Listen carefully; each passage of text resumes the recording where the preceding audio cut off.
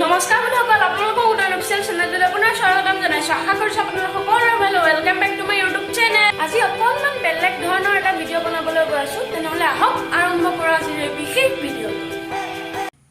মানে এইবাৰ দুৰ্গা পূজাত দেখিলোঁ বহু সংখ্যক সৰু সৰু ইউটিউবাৰৰ লগতে জনপ্ৰিয় অভিনেত্ৰী বৰষা বা, চেলিব্ৰিটি ইউটিউবাৰ ডিম্পু দা আৰু আই লাভ ট্ৰেভেল এণ্ড ফুডৰ চেলিব্ৰিটি বিকাশ দা, এইসকল জনপ্ৰিয় লোকেও পূজাৰ ওপৰত ব্লগ বনাইছিল।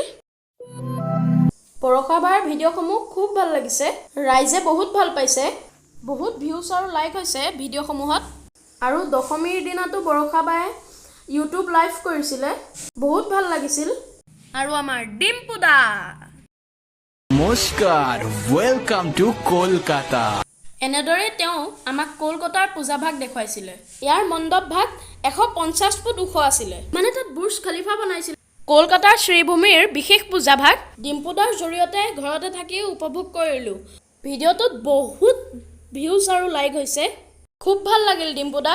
কিন্তু কলকাতাৰ পৰা ঘূৰি আহোঁতে তেওঁ অলপমান সৰু অঘটন এটা হয়, তেওঁ হাতত ফ্ৰেকচাৰ হ'ল।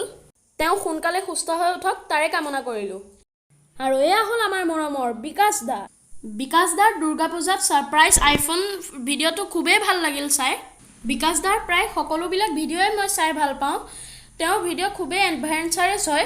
বন্ধুসকল, এই ভিডিঅ'টোৰ জৰিয়তে মই এওঁলোকক কাৰোৰে সৈতে কম্পেয়াৰ কৰিব খোজা নাই, মই জাষ্ট মোৰ মনৰ কথাটোহে কৈছোঁ। আপোনালোকে পূজাৰ ব্লগত কাৰ কাৰ ভিডিঅ' চাই ভাল পালে মোক কমেণ্টত জনাবচোন। শেষত সকলোকে আজিৰ লক্ষী পূজাৰ শুভেচ্ছা জনাই মোৰ ভিডিঅ'টো ইমানতে সমাপ্ত কৰিছোঁ। থেংকছ ফৰ ৱাচিং, বাই।